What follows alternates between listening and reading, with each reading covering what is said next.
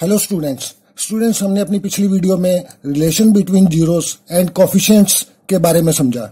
हमने देखा कि जो सम ऑफ जीरोस होता है यानी कि अल्फा प्लस बीटा होता है वो माइनस बी अपॉन ए के बराबर होता है, जहां बी हमारा कोफिशिएंट ऑफ एक्स होता है और a coefficient of x square होता है। ठीक है ना।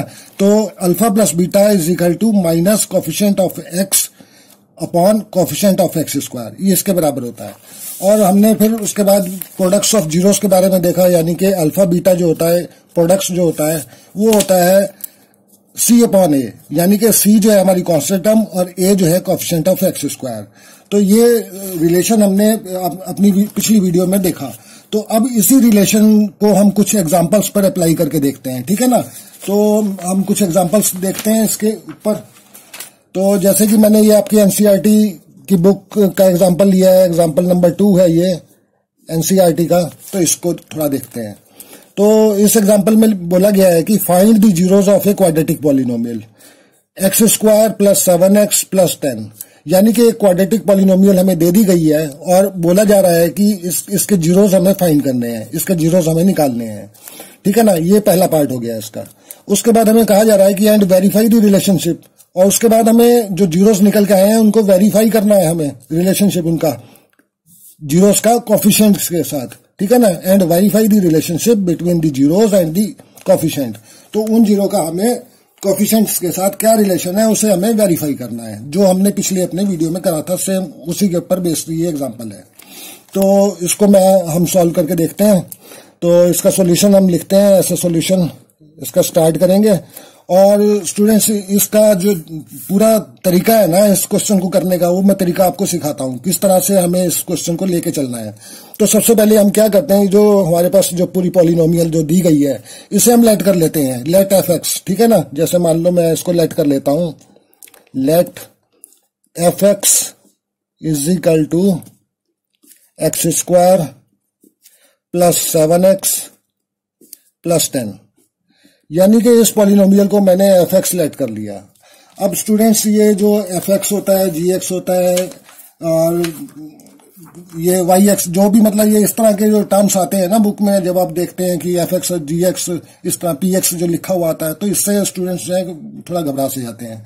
तो मैं इसको आपका ये फंडा क्लियर करता हूँ कि एफ एक्स क्या होता है, जी एक्स क्या होता है, तो इसके ऊपर थोड़ा सा मैं आपको बता दूं पहले। तो जैसे स्टूडेंट्स ये मैंने कुछ पॉलिनोमियल्स लिखे हुए हैं। ठीक है ना।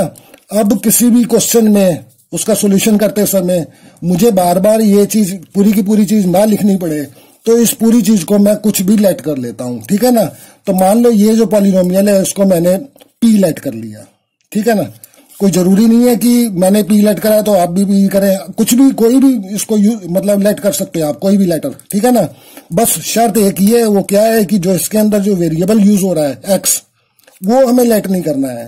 एक्स को छोड़कर आप कुछ भी लेट कर सकते हो। तो मैंने इसको मान लो पी लेट कर लिया। तो उसके बाद हम क्या करते हैं, एक ब्रैकेट लगाते हैं यहाँ पे, और जो इसके अंदर वेरिएबल यूज किया गया है उस वेरिएबल को हम यहाँ पे लिख देते हैं कि इसके अंदर जो है, और इक्वल का निशान लगा देते हैं, इसके अंदर जो है एक्स वेरिएबल यूज किया गया है।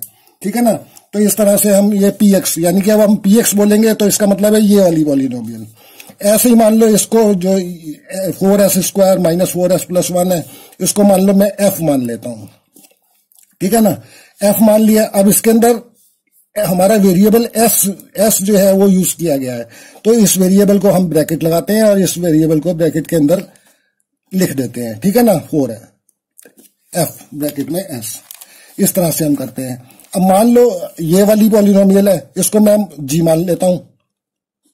ठीक है ना। इसको जी मान लिया, तो जी मान लिया, तो इसके अंदर वेरिएबल वाई यूज हो रहा है, तो इसको ब्रैकेट में मैं वाई मेंशन कर देता हूं। तो अब जब भी मैं कहूंगा ना पी एक्स, तो पी एक्स का मतलब है ये वाली जो एक्सप्रेशन है, वो जो पॉलिनोमियल है वो ये वाली है। ठीक है ना। ऐसे ही मान लो मैं जी वाई बोल दूंगा, तो जी वाई से हमें साफ दिखाई दे रहा है इन सब में कि ये वाली जी वाई है। तो मेरे को जो है पूरी पॉलिनोमियल बोलनी नहीं पड़ रही है, ना तो बोलनी पड़ेगी ना ही बार बार लिखनी पड़ेगी, इसलिए हम इसको इस तरह से लेट कर लेते हैं। अब स्टूडेंट्स कई बार क्वेश्चंस में क्या होता है कि कोई मान लो पॉलिनोमियल दे देता है, जैसे ये ऊपर वाली पॉलिनोमियल दे दी हमें, p x is equal to x square minus 4x plus 3। ठीक है ना। और इसके बाद हमें कह देता है वो फाइंड P1। तो इसका क्या मतलब हुआ? इसका मतलब ये हुआ कि ये px उसने कोई हमें पॉलिनोमियल दे दी, ठीक है ना। अब यहां पर जो px है इसके अंदर x वेरिएबल यूज किया गया है, तो अब वो फाइंड P1 पूछ रहा है। तो P1 का क्या मतलब है, जहां जहां x है वहां वहां हम 1 पुट कर दें तो इसकी वैल्यू क्या आएगी, P1 पे वैल्यू क्या आएगी, P5 पे वैल्यू क्या आएगी। तो इसका मतलब ये है, अगर P5 पूछ रहा है तो सब जगह 5x की जगह जो वेरिएबल है उसकी जगह 5 हमने पुट कर देना है, ठीक है ना। तो इसका सिंपल सा फंडा ये है। तो px gx जहां पर भी हो उससे आपको घबराना नहीं है, वो हम लेट किया होता है हमने, ठीक है ना। तो अब हम इसको अपनी एग्जांपल जो है उसको करते हैं सॉल्व। तो सबसे पहले हम क्या करते हैं, जो एग्जांपल है इसको, जो हमारा पॉलिनोमियल है इसको लेट कर लेते हैं, ठीक है। अब ये लेट कर लिया, अब हम इसके जीरोस निकालने हैं। तो जीरोस निकालने के लिए हम सबसे पहला, जो मैंने आपको बताए थे 3 मेथड, तो उसमें सबसे पहला मेथड फैक्टराइजेशन मेथड है, ठीक है ना। उसको हम सबसे पहले ट्राई करते हैं। तो फैक्टराइजेशन मेथड के लिए जो मिडिल टर्म है इसको हम ब्रेकअप करते हैं। तो ब्रेकअप करने के लिए 10 1 जा 10, इसको मल्टीप्लाई करेंगे एक्स स्क्वायर के जो वेरिएबल है उसके साथ। तो 10 1 जा, क्योंकि यहाँ पर 1 है, कुछ लिखा तो हुआ नहीं है, इसका मतलब 1 है, तो 10 1 जा 10 हो गया। और 10 के फैक्टर बना के देख लेंगे, तो 2 5 जा 10, यानी कि 2 फैक्टर हमारे पास बन के आ गए 10 के। और अगर इन दोनों को हम जोड़ें 5 + 2 7, तो ये 7 आ रहा है हमारा, यानी कि ये हमारे फैक्टर बन गए। तो इसको हम लिख लेते हैं अब, x square plus 2x plus 5x plus 10, ठीक है ना। अब हम दो पेयर ये एक पेयर लेके चलते हैं। तो ये पेयर ले लिया, उसके बाद ये वाला पेयर ले लेंगे। तो ये वाला पेयर हम पहले अब ले रहे हैं। तो इस पेयर में हमें दिखाई दे रहा है कि हम इसमें से x कॉमन ले सकते हैं। तो हमने x यहाँ पे कॉमन ले लिया, यहाँ कॉमन लिया x, तो x स्क्वायर में से x कॉमन लिया तो अंदर बचा x, ठीक है ना। फिर प्लस का निशान लगाया, 2x में से x कॉमन ले चुके हैं तो यहाँ पे 2 आ जाएगा। फिर ये प्लस का निशान, अब हम इस पेयर को लेके चल रहे हैं, ठीक है ना। तो इसमें हमें 5 है और 10 है, तो हम 5 कॉमन ले सकते हैं इसमें। तो ये हमने 5 कॉमन लिया यहाँ पे, तो यहाँ पर आ जाएगा x प्लस 5 2 जा 10, यानी कि यहाँ पे आ जाएगा 2, ठीक है ना। और अब इन दोनों को एक साथ लिख देंगे और इसको एक साथ लिख देंगे, यानी कि x प्लस 2 और x प्लस 5, इतना हमने कर दिया। अब इसके बाद हमें सीधा जीरो निकालने हैं इसके, ठीक है ना। तो जीरो निकालने के लिए क्या करते हैं, हम लिखते हैं यहाँ पे therefore for the zeros of the polynomial.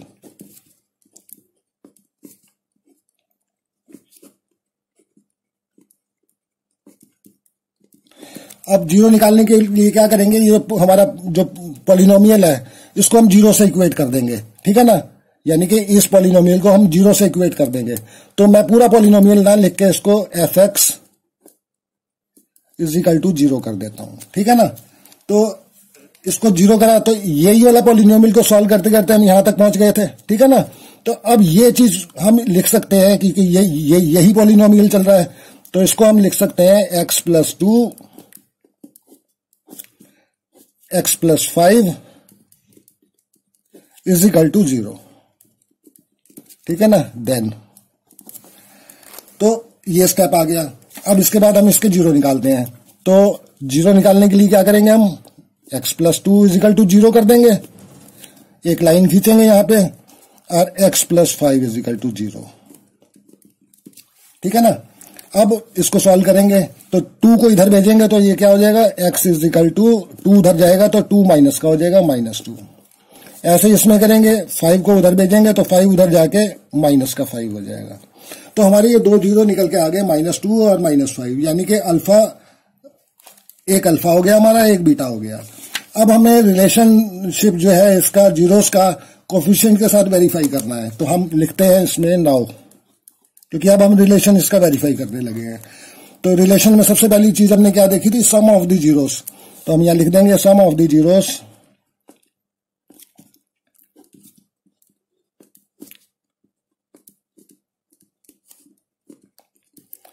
Zeros क्या होगा, अल्फा प्लस बीटा। और अल्फा प्लस बीटा क्या निकल के आया हमारा, अल्फा -2 आया है, तो ये हो जाएगा -2 प्लस बीटा -5 आ गया हमारा। इसको आगे सिंप्लीफाई करेंगे तो -2, ये प्लस माइनस माइनस हो जाएगा, -5, ये आ गया हमारा -7। ठीक है ना। तो अब जो है इसको हम जो -7 है इसको ऐसे भी तो लिख सकते हैं -7/1। ठीक है ना। क्यों? क्योंकि ये जो होता है ये -b/a के बराबर होता है। और b हमारा क्या है, यहां लिख देना है हमें, माइनस कोफिशिएंट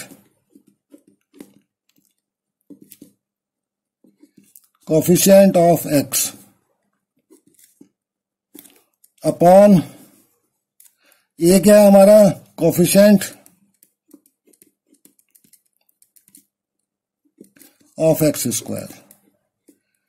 अब आप देखोगे ये जो -b है, या ठीक है ना, माइनस माइनस और ये -7 है, यानी कि माइनस माइनस प्लस हो जाएंगे तो b क्या हो जाएगा हमारा, 7 हो जाएगा। ठीक है ना। जैसे मान लो मैं यहाँ पे आपको रफ में करके दिखा दूं, ये -b है, b में 7 हम कर देंगे, मतलब ये b जो है इसको रिप्रेजेंट कर रहा है, तो माइनस माइनस प्लस हो जाएगा और ये 7 हमारा ये x का कोफिशिएंट हो गया, कोफिशिएंट ऑफ x यानी कि ये 7। ऐसे ही हमारा a जो है, a 1 है, तो यहाँ पे x² का कोफिशिएंट है तो 1 हमारा यहाँ पर है।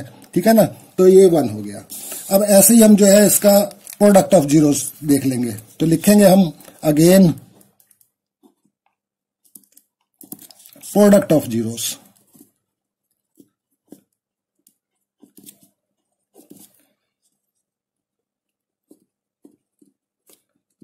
प्रोडक्ट ऑफ जीरोस क्या होता है, हम जानते ही हैं, अल्फा बीटा होता है। ठीक है ना।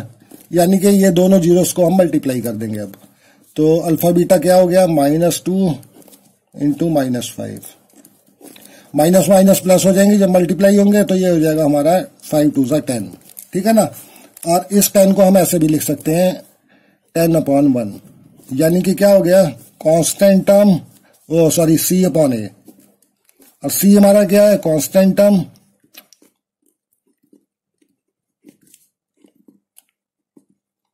और a हमारा है कोफिशिएंट ऑफ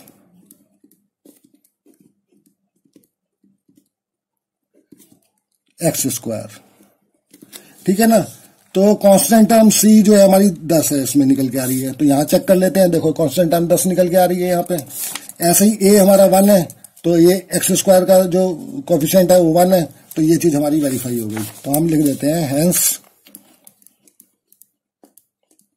वेरीफाइड। तो इस तरह से स्टूडेंट्स हम इस क्वेश्चन को स्टेप बाय स्टेप, इस ये वाला ढंग है इसको करने का। ठीक है ना। तो आप इस स्टेप से इसको क्वेश्चन को कीजिए। और एक क्वेश्चन हम और देख लेते हैं इसी का, जो है अगला वाला एग्जांपल मैंने लिया है एनसीईआरटी का, जो कि एग्जांपल नंबर 3 है। ठीक है ना। तो इसको और देख लेते हैं हम एक बार। तो यहाँ बोला जा रहा है कि find the zeros of the polynomial x² -3 and verify the relationship between the zeros and the coefficient.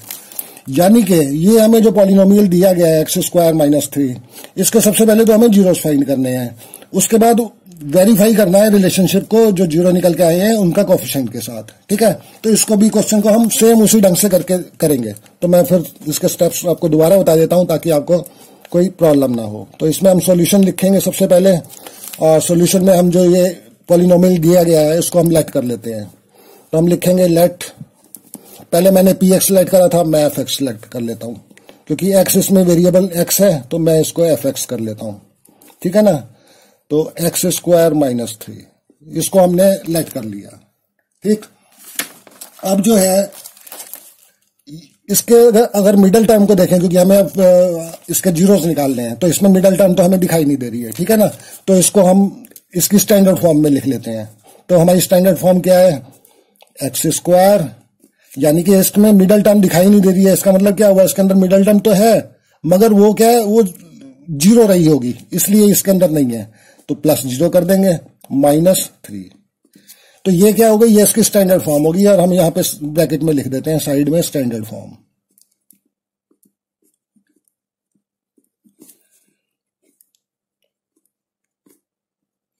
यानी कि ये जो स्टैंडर्ड फॉर्म में लिख दी ये इस पॉलिनोमियल की है। अब हमें दिखाई दे रहा है कि ये x² है, इधर -3 है। ठीक है ना। तो हम इसको ऐसे भी लिख सकते हैं। देखो x को हमने ब्रैकेट में करके इसका स्क्वायर लगा दिया, ठीक है, माइनस। अब ये जो 3 है, 3 को हमें अगर मान लो ऊपर स्क्वायर लगाना है तो स्क्वायर लगाने के लिए 3 जो है अंडर रूट लग जाएगा, अगर यहाँ पे हमें स्क्वायर इसको करना है तो, ठीक है ना। जब भी हम किसी उसको स्क्वायर करते हैं तो अंडर रूट लग जाता है। तो इसको हमने इस तरह से बना लिया। वो क्यों बनाया है? क्यों? क्योंकि हमें यहाँ दिखाई दे रहा है, देखो ए, अगर मान लो ये ए है और ये बी है तो A square minus B square, ये आइडेंटिटी हो गई अलजेब्रा की। A square minus B square is equal to A plus B into A minus B. तो वो वही चीज हमने करी है। क्यों? क्योंकि हम यहाँ फैक्टर तो बना नहीं सकते, फैक्टर तो नहीं बन रहे हमसे, तो ये आइडेंटिटी यहाँ लग रही है, तो इसलिए हमने इस आइडेंटिटी को यहाँ लगा दिया, ठीक है ना। और साथ में अब लिख देंगे हम, now using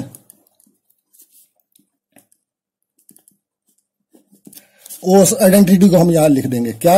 A square minus B square is equal to A plus B into A minus B, ठीक है ना। तो ये आइडेंटिटी अब हम लगाएंगे यहां पर, यानी कि ये चीज तो ये है। अब इस चीज को इस फॉर्म में हम लिखेंगे। तो इस फॉर्म में लिखेंगे तो क्या हो जाएगा? ये ए प्लस बी यानी कि एक्स प्लस अंडर रूट 3, ठीक है ना। ये हमारा बी है, ये हमारा ए है, तो ए प्लस बी यानी कि x plus root 3 into A minus B, ए हमारा एक्स है माइनस अंडर रूट 3, बी जो है हमारा अंडर रूट 3 है, ठीक है ना। इतना कर लिया अब हमने। अब हमें इसके जीरोस निकालने हैं, तो जीरो निकालने के लिए क्या करेंगे? इसको जीरो से इक्वेट कर देंगे इसको, ठीक है ना। तो जीरो से इक्वेट कर देंगे तो हम यहां लिखेंगे, therefore for the zeros of the polynomial,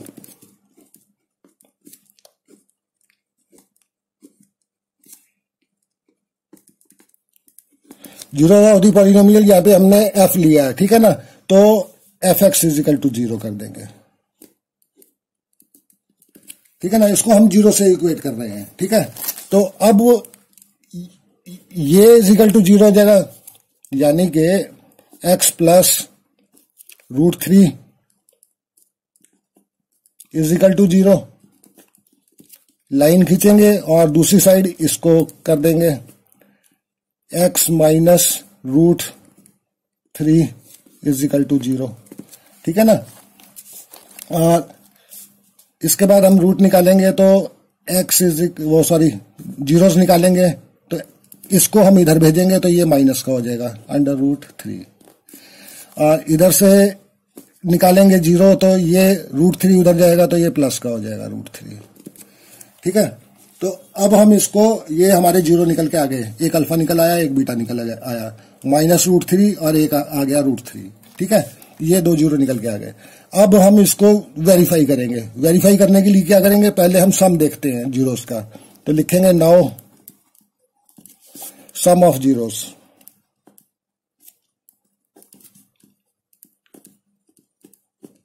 some of zeros हम जानते ही है अल्फा प्लस बीटा, ठीक है ना। तो अल्फा बीटा दोनों जोड़ देंगे, यानी कि माइनस रूट 3 प्लस रूट 3। देखो ये माइनस का रूट 3 है, ये प्लस का रूट 3 है, दोनों आपस में कैंसिल हो गए, ये आ गया हमारा 0, ठीक है। अब इस 0 को जो है हम ऐसे भी लिख सकते हैं 0/1, ठीक है, यानी कि माइनस बी अपॉन ए, यानी कि माइनस कोफिशिएंट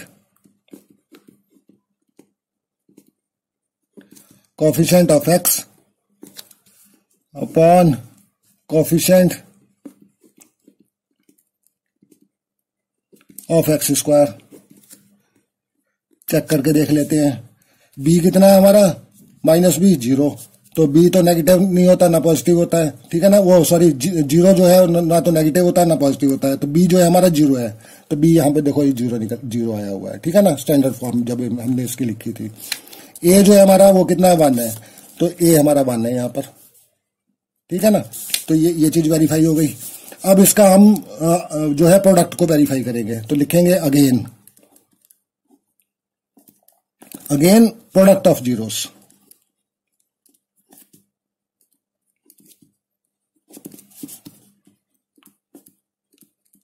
तो प्रोडक्ट ऑफ जीरोस क्या होते हैं हम जानते हैं, अल्फा बीटा, दोनों को मल्टीप्लाई करना है, यानी कि -√3 इंटू √3।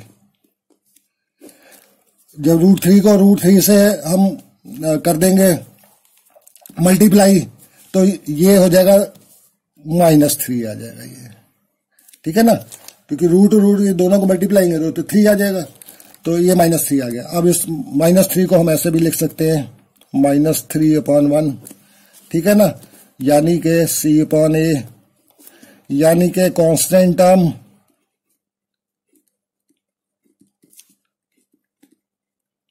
अपॉन कोफिशिएंट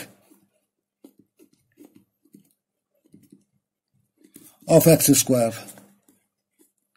चेक कर लेते हैं, C हमारा -3 है, तो ये देखो ये C जो है इसमें -3 दिखाई दे रहा है हमें, ठीक है ना, ये क्योंकि ये कांस्टेंट टर्म है हमारी, इसमें आप स्टैंडर्ड फॉर्म में देख लीजिए तो यहाँ पर भी -3 है। और x² जो है वो 1 है, तो ये हमारा x² 1 है, यहाँ पर कुछ लिखा नहीं हुआ है तो इसका मतलब 1 है, तो इसका मतलब क्या हुआ, हैंस वेरीफाइड। यहाँ पे हम लिख देंगे हैंस वेरीफाइड और इसे ब्रैकेट में बंद कर देंगे। तो स्टूडेंट्स ये तरीका होता है इस क्वेश्चन को करने का। तो मुझे आशा है कि आप इस तरीके को समझ गए होंगे। और स्टूडेंट्स आपको कहीं भी कोई प्रॉब्लम आई हो मेरे किसी भी स्टेप में या कोई जो मैंने अभी तक आपको समझाया है, तो आप मेरे वीडियो के कमेंट बॉक्स में जरूर मुझे लिख सकते हैं, ताकि मैं अगर उसको और ज़्यादा एक्सप्लेन करने की कोशिश करूंगा। अगर आपको कुछ नहीं यहाँ पे समझ आ रहा है या कोई दिक्कत आ रही हो किसी भी जगह पे, तो आप कमेंट लिखिए मुझे, ठीक है ना, तो मैं उसको और ज़्यादा एक्सप्लेन करने की कोशिश करूंगा। तो स्टूडेंट्स मेरी वीडियोस को आप लाइक करें, शेयर करें और चैनल को सब्सक्राइब जरूर कर लें, क्योंकि उससे क्या होगा कि मेरी आने वाली वीडियोस का जो नोटिफिकेशन है वो आपको उसी समय मिल जाएगा, ठीक है ना। तो स्टूडेंट्स फिर मिलते हैं अपने नेक्स्ट वीडियो में, तब तक ओके बाय, थैंक्स।